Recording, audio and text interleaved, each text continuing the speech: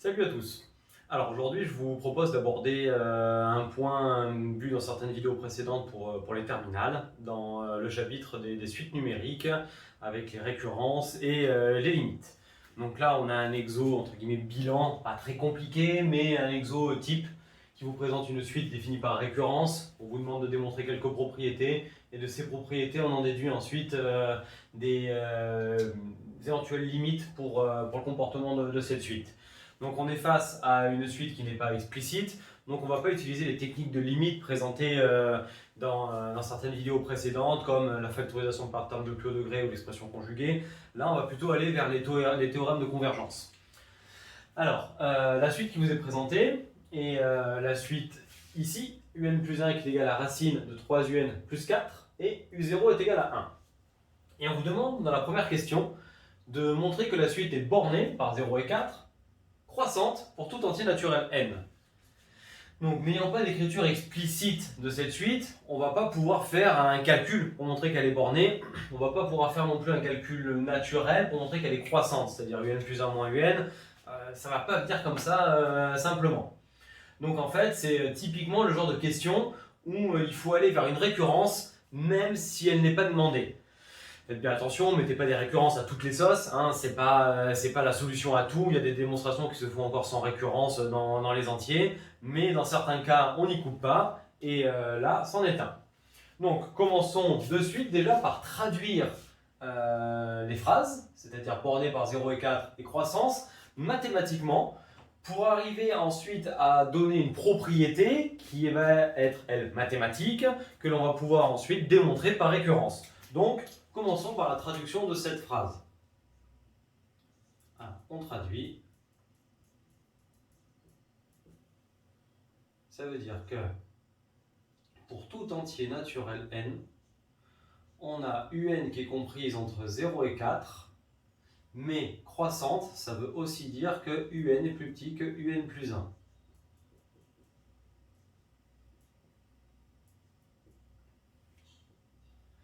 Voilà la propriété Pn que l'on va chercher à démontrer par récurrence. Donc je rappelle, principe de démonstration par récurrence, on initialise, on vérifie que la propriété est vraie au rang 0, ici. Ensuite, on admet que la propriété est vraie pour un rang n quelconque, et on montre qu'elle est donc vraie au rang n plus 1, principe de l'hérédité, puis on conclut. Alors, commençons par initialisation.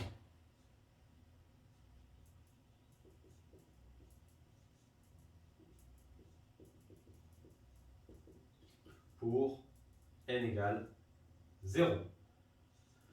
On a u0 qui est égal à 0 d'après l'énoncé, et u1 que l'on va calculer, qui me fait racine de 3 fois u0, donc 0, plus 4. Racine de 4, donc 2. Or, on a bien 0 qui est supérieur ou égal à 0, qui est lui-même inférieur ou égal à 2, et inférieur ou égal à 4, d'après la propriété de récurrence, c'est la bande supérieure. Donc, on a bien les termes ordonnés au rang 0, comme la propriété l'exige au rang n. Ainsi, P0 est vrai. Donc, on a tout simplement vérifié que la propriété marche au rang 0 en remplaçant dans la propriété au rang n les n par 0. On devait démontrer que u0 plus petit que u1 et tout ça comprend entre 0 et 4. C'est ce que l'on a démontré à l'instant. Ensuite, hérédité.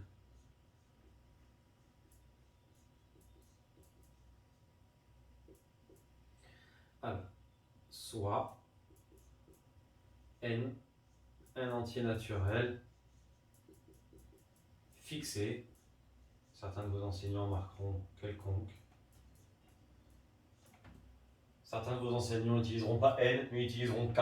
Donc dans ce cas-là, utilisez k s'ils le font, s'ils marquent quelconque, marquez quelconque également, vous devez au maximum coller à leur rédaction.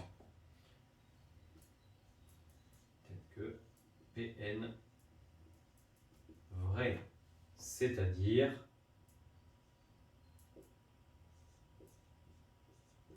Et on remarque la propriété au rang n,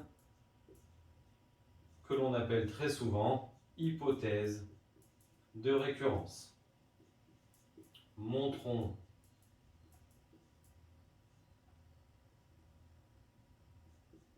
qu'elle est vraie au rang n plus 1, c'est-à-dire, et on reprend la propriété, on va remplacer chaque n par n plus 1, ce qui nous donne un plus 1 plus petit que un plus 2, et tout ça compris entre 0 et 4. Ça, c'est votre but, donc vous n'avez pas le droit de l'utiliser. Ce que vous devez et pouvez utiliser, c'est l'hypothèse de récurrence, donc ce que l'on a amené ici, et ce que l'on sait sur la suite au rang n plus 1. Car c'est ça qui va nous permettre de passer du rang n au rang n plus 1. Donc, on va rappeler ce que l'on a maintenant sur un plus 1. Or, un plus 1 égale racine de 3un plus 4. Donc, un plus 2 est égal à racine de 3un plus 1 plus 4. Ça, c'est ce que l'on va chercher à faire apparaître dans le calcul en partant de notre hypothèse de récurrence. Je vais profiter de ce petit point pour faire une petite généralité autour de l'hérédité. Vous avez grosso modo 3 grandes façons de faire vos hérédités. Petit 1. Soit vous avez une fonction qui vous est présentée dans l'énoncé. Ici, on pourrait très bien en utiliser une, utiliser la fonction racine de 3x plus 4, elle serait facile à étudier. Donc, soit vous avez une fonction qui est présentée, qui nous mène à un plus 1 qui est égal à f de un, donc cette fonction est celle qui vous permet de passer d'un rang n au rang n plus 1. Donc, lorsque c'est le cas, vous partez de votre hypothèse de récurrence, vous appliquez la fonction, et vous arrivez au rang n plus 1. Et en général, on conclut, ou on n'est pas loin de conclure à une simplification près. Donc, premier type. Deuxième type, lorsque vous devez démontrer une égalité. Par exemple, donner l'écriture explicite d'une suite en fonction de n. Dans ce cas, on part du rang n plus 1, pas du but. On part du rang n plus 1, c'est-à-dire de un plus 1 égale et sa définition donnée dans l'énoncé. Sa définition fait toujours apparaître le rang n, et dans le rang n, vous remplacez l'hypothèse de récurrence. Vous faites vos calculs et on conclut.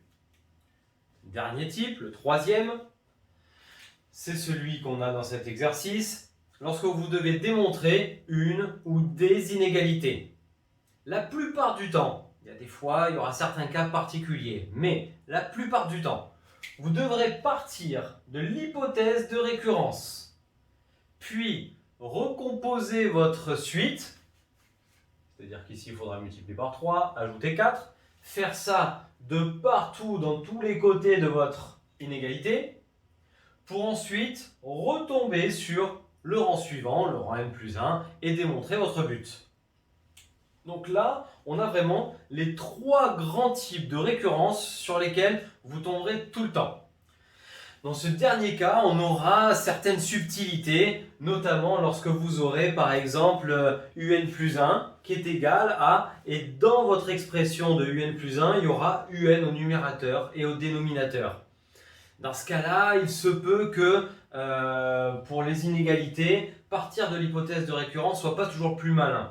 Par exemple, si on veut démontrer que un est plus petit que 4, il vaudra mieux faire dans l'hérédité un plus 1 moins 4, et dans ce cas-là, ensuite, étudier le signe de ça, et là, en partant du coup du rang n plus 1 et en faisant apparaître dedans l'hypothèse de récurrence. Donc on en revient dans le cas de l'inégalité où la définition par récurrence de la suite est un peu plus compliquée. En fait, il faut partir du rang n plus 1 et faire apparaître le rang n et donc l'hypothèse de récurrence dans votre calcul. Faites-vous une petite fiche là-dessus pour avoir un petit peu les 3 grandes phases d'hérédité. Ça va vous aider à prendre du recul sur vos récurrences où souvent vous galérez un petit peu sur je ne sais pas par où partir ou je ne sais pas si je suis bien arrivé. Donc honnêtement, si vous pouvez faire ça, je pense que ça devrait vous éclaircir un petit peu les idées. Vous les numérotez et ensuite sur toutes les récurrences que vous avez faites depuis le début d'année, vous les identifiez avec ces différents types. Vous les refaites et vous verrez en fait, après c'est tout le temps pareil, vous allez vous habituer et créer des réflexes. Parenthèse fermée maintenant sur la méthodologie autour des récurrences. On en vient maintenant à la démonstration de l'hérédité. Donc on revient, on a admis que la propriété est vraie pour un rang n quelconque, c'est-à-dire que un est plus petit que un plus 1, c'est compris entre 0 et 4. Et ensuite on a un plus 1 et un plus 2 qui sont ici. On est donc dans le cas d'une inégalité avec une écriture assez simple de définition de la suite. Donc, on va partir de l'hypothèse de récurrence. Et donc, on marque, d'après HR, on a 0, plus petit que un, plus petit que un plus 1, plus petit que 4. Je vous conseille vivement de marquer les différentes étapes que vous faites. C'est-à-dire que dans un premier temps, on multiplie par 3. Ce qui revient à appliquer une fonction croissante, donc conservation de l'ordre.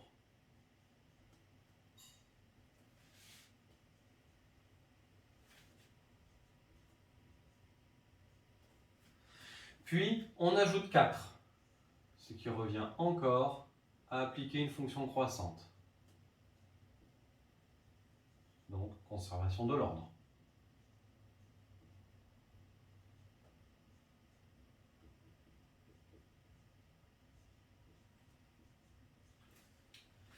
Il ne manque plus qu'à appliquer la fonction racine carrée qui est également croissante. Je vous conseille également de le marquer. Vos profs apprécieront le fait que vous fassiez cet effort de marquer vos étapes et de justifier la croissance des fonctions que vous appliquez.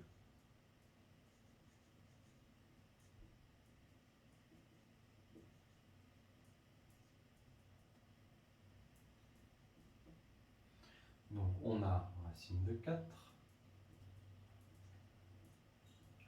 racine de 3un plus 4, racine de 3un plus 1 plus 4 et racine de 16.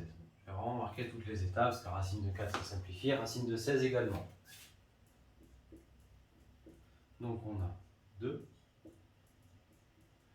un plus 1, un plus 2 et 4. En effet, un plus 1 c'est bien racine de 3un plus 4 et un plus 2 c'est bien racine de 3un plus 1 plus 4. 4, c'est bon, c'était celui qu'on voulait dans la démonstration. Par contre, 2, c'est pas bon. Mais on ne panique pas là-dessus. 2, c'est plus grand que 0. Donc 2 étant plus grand que 0, en fait, je vais simplement pouvoir le laisser. Lui, je le dégage et j'obtiens le but. On a donc 0, plus petit que n plus 1, plus petit que n plus 2, plus petit que 4. Bon, le but est atteint, il n'y a plus qu'à conclure. Et là, pareil, vous faites bien les conclusions que vos professeurs vous ont données dans leur cours. Donc, conclusion. Pn est vrai au rang 0. De plus, elle est héréditaire.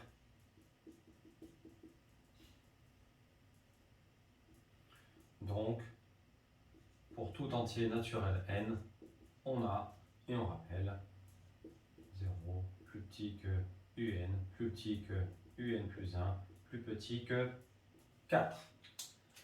Donc ce que l'on a démontré ici, c'est le fait que la suite soit comprise entre 0 et 4, elle est donc bornée, et le fait que un soit plus petit que un plus 1, elle est donc croissante. On a donc fait en fait les deux démonstrations en une.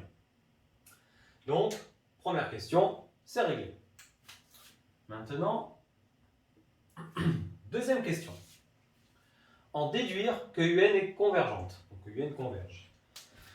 Quand la question commence par en déduire, ne vous attendez pas à faire des trucs de fou dedans.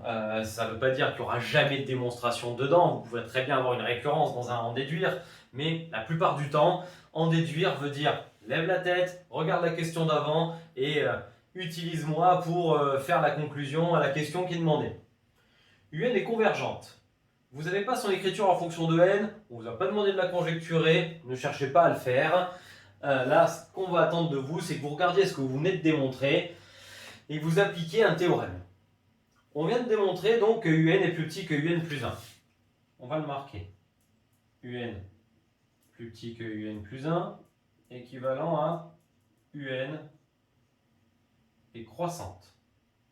Ensuite, on vient également de démontrer qu'UN est comprise entre 0 et 4. Ce qui nous intéresse, c'est le majorant. Là, on dit que UN est majoré. UN plus petit que 4, équivalent donc à UN majoré. Eh bien, vous avez un théorème dans votre cours qui s'appelle le théorème de la convergence monotone. Il suffit juste de le citer et ça vous permet de conclure. Qu'est-ce qu'il raconte? Il vous dit que toute suite croissante majorée converge. Ou toute suite décroissante minorée converge. Voilà ce que dit le théorème de la convergence monotone. Je pense qu'il n'est pas très compliqué à comprendre. Vous avez une suite qui est croissante, qui est majorée. Donc forcément, si elle est croissante et majorée, elle ne va pas passer au-dessus de son majorant. Donc elle va converger. Attention, ça ne veut pas dire qu'elle tend vers le majorant. Ici, ça va être le cas et on va le démontrer.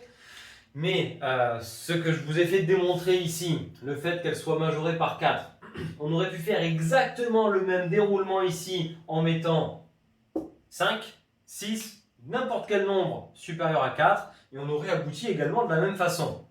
Donc, faites bien attention, le théorème de la convergence monotone ne dit pas que ça tend vers le majorant, ça dit juste que ça converge. Stop! La seule chose que l'on peut affirmer à ce moment-là, c'est que ça converge vers un nombre compris entre 0 et 4. On ne peut pas dire plus. Donc, on le dit, d'après le théorème de la convergence monotone, UN converge vers un nombre L qui est compris entre 0 et 4. Allez, on pourrait être plus précis, on a calculé U1 qui vaut 2, on pourrait dire qu'elle converge vers un nombre compris entre 2 et 4. Mais c'est tout, pas plus que ça. Donc, la clé de voûte de cette question, le théorème de la convergence monotone. Pensez-y, il est important celui-là. Maintenant, dernière question, qui est celle où on va déterminer la limite.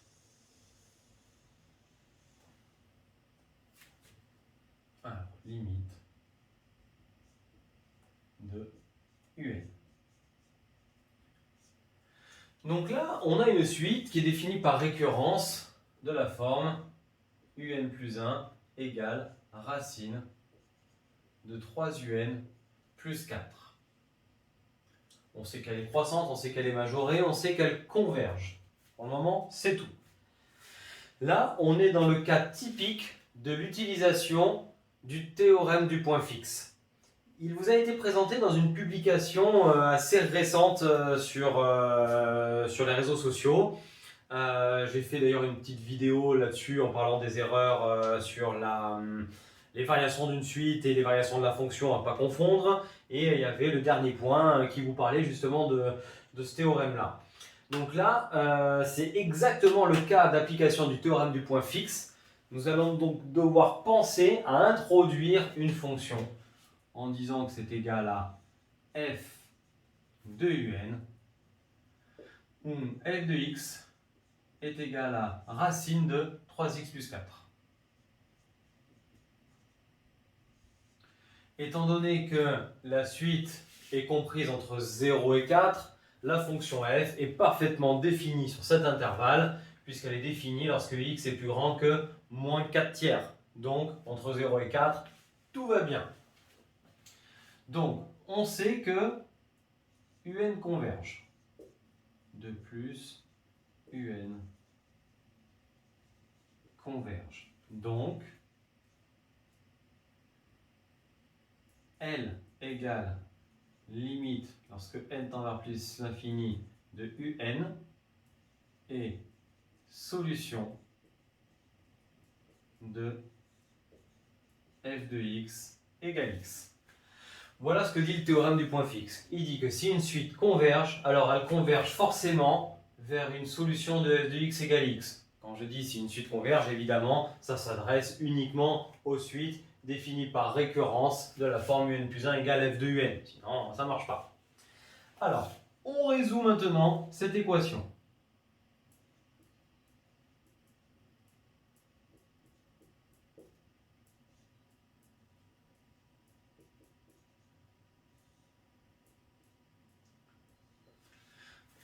Alors, souvenez-vous, en première, lorsque vous avez ce type d'équation à résoudre, il faut toujours vérifier le domaine d'étude. C'est-à-dire qu'il faut que x soit positif et que 3x plus 4 soit également positif. Ce qui mène à x positif, x plus grand que moins 4 tiers, donc x positif. Ça colle très bien avec le domaine de la fonction que l'on a pris, puisqu'on est restreint à l'intervalle 0,4. Donc, tout va bien. Donc là, ce que l'on doit faire, c'est essayer de dégager cette racine carrée, et donc on applique des deux côtés la fonction x carré, ce qui donne 3x plus 4 égale x carré. Donc en fait, on a 0 qui est égal à x carré moins 3x moins 4. Donc voilà l'équation que l'on doit résoudre, et dans les solutions de cette équation, on aura très certainement une solution positive et de fortes chances qu'il y en ait une négative. Seule la positive nous intéressera puisque c'est celle qui sera comprise entre 0 et 4. Donc en l'occurrence, lorsque vous résolvez les équations f de x égale x, vous devez impérativement garder uniquement les solutions qui sont comprises dans les bornes qui sont l'étude de votre suite. Alors, on pourrait très bien faire delta, ça marcherait très bien, b carré moins 4ac, vous faites votre x1, x2, parce que delta sera positif, parce qu'on voit que a et c sont de signes contraires, donc dans ce cas-là, on sait que delta est strictement positif. Mais on est encore dans le cas où on voit, et comme très souvent, des solutions évidentes. Et là, il est clair que x1 égale moins 1 est solution évidente. Je vous rappelle, la solution évidente pour moins 1, ça consiste à faire a moins b plus c dans votre polynôme du second degré.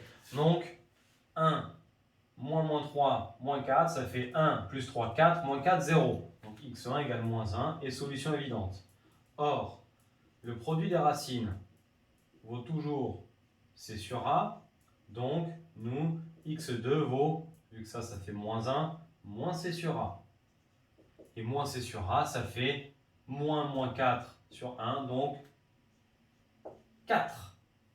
Les solutions de notre équation sont donc moins 1 et 4. Seul x égale 4 convient, car c'est la seule valeur qui est comprise entre 0 et 4. Donc, L égale 4. Conclusion. Limite de un lorsque n tend vers plus l'infini égale 4 par application du théorème du point fixe. Donc voilà, là vous avez vu une étude assez typique de suite avec une récurrence, une limite, c'est souvent une application du théorème du point fixe derrière. Donc soyez bien rigoureux dans chacune des étapes. On a pu voir là-dedans dans l'hérédité, j'ai fait un petit rappel sur les 3 types d'hérédité. N'hésitez pas à revenir à ce moment-là dans la vidéo pour vous faire une petite note là-dessus parce que c'est très important d'arriver à clarifier un petit peu les choses là-dessus. Mettez bien les différentes étapes de résolution de vos inéquations. Ne les faites pas sans faire ces petites flèches ou sans marquer au moins qu'on applique une fonction croissante lorsqu'il s'agit de mettre la racine carrée ou d'appliquer le carré dans les positifs. Ça, c'est important. Autre point important, le théorème de la convergence monotone qui nous dit donc dans notre cas particulier que un est croissante et majorée, donc converge. Et je répète, ça ne donne pas la valeur de la limite, ça dit juste qu'elle converge. Puis ensuite, notre suite récurrente est définie à partir d'une fonction f. Ça nous a permis d'appliquer le théorème du point fixe Et le théorème du point fixe nous dit que si une suite UN est définie de la forme UN plus 1 égale f de UN, alors elle converge vers f de x égale x. On va le marquer quand même. Théorème du point fixe. Donc, c'est ce qui est rappelé ici. Donc, comme je vous ai dit, il y a une petite vidéo qui l'explique. N'hésitez pas à retourner la voir. Donc, j'espère que ces quelques points abordés là vous ont permis de revoir un petit peu ces choses que vous avez revues maintenant depuis quelques semaines en cours. Et surtout que ça va remettre un petit peu au clair la rédaction, la façon de faire, de procéder. N'hésitez surtout pas à vous faire des fiches avec les rédactions de vos profs pour arriver ensuite à vous imprégner de la méthode qui vous amène. Voilà, vos enseignants vous apportent une façon de faire, reproduisez la même. Mon but c'est de vous apporter une trame et ensuite vous l'adaptez à celle de vos professeurs. Hein. Donc je vous remercie pour l'attention et le temps passé sur cette vidéo, mais je vous remercie également et surtout aussi pour les partages que vous allez faire de ces notions que j'essaie de vous apporter au travers de ces exercices. Donc n'hésitez pas à les partager auprès de vos amis, dans vos classes, sur vos réseaux, ça nous fera vraiment très plaisir.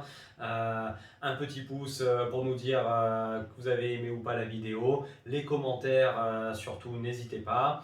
Vous pouvez également nous retrouver sur nos réseaux sociaux sur lesquels on partage davantage de ressources, d'exercices, de contenus scientifiques, pédagogiques, des actualités. Donc n'hésitez surtout pas à nous suivre sur Facebook et Instagram sur CoursMathsAC. Et donc un petit like, ça nous fera plaisir également. Donc je vous remercie vraiment à tous, je vous souhaite à chacun une très bonne fin de journée et je vous dis à très bientôt pour de nouvelles vidéos. Allez, ciao tout le monde!